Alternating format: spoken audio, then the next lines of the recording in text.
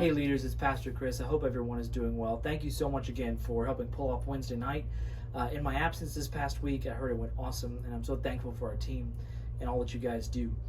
Just to let you know what's coming up this Sunday, the lesson we're in is a doctrine lesson where we take a short break from pushing through the book of Acts and we look at a specific doctrine about the unity of the church and the wisdom from God. Now this is an interesting lesson. It pulls from 1 Corinthians. The title of the lesson makes it seem like the direction of the lesson is about unity, whereas a lot of the content of the lesson is about human wisdom versus God's wisdom. And I think where the lesson is trying to bring that together is the disputes in Corinth of the Corinthian church about which leader they're following. Who's I follow Paul, well I follow Apollos, well I follow this other person, and they kind of have this celebrityism that they're favoring one leader over another. And that has led to disunity because they want to listen to so-and-so's wisdom and this person's wisdom. But I think really a better direction to go with the lesson this particular week, more of the content leads towards the conversation about God's wisdom is wiser than man's wisdom. Or I love the verse, the kind of the paradoxical verse that Paul says where he says, the foolishness of God is smarter than the wisdom of men.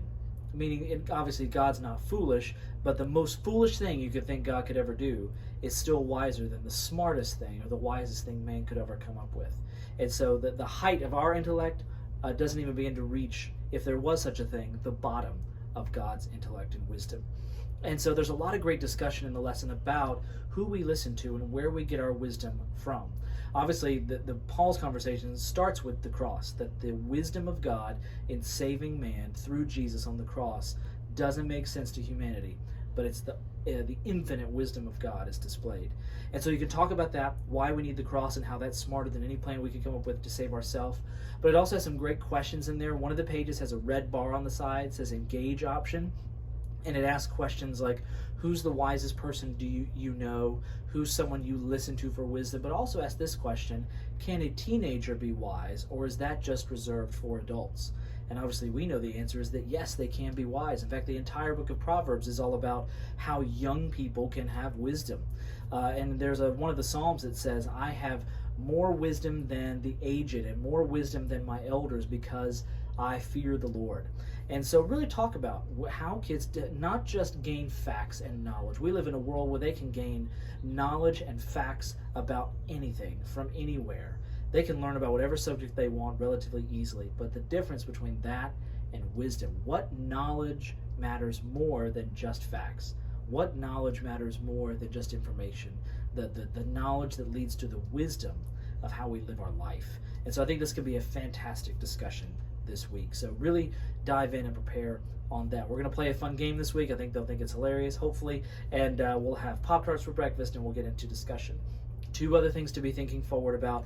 One is promotion. We are going to promote 6th graders at the end of VBS and everyone else the following Sunday on July the 7th. And I'll talk more about that and why we're going to do that soon. But then also, as we approach the summer, we have big stuff coming up. Kids Week camp, or Kids Week VBS camp and mission trip. And so be talking to your students about volunteering for Kids Week. Sign up if they haven't yet.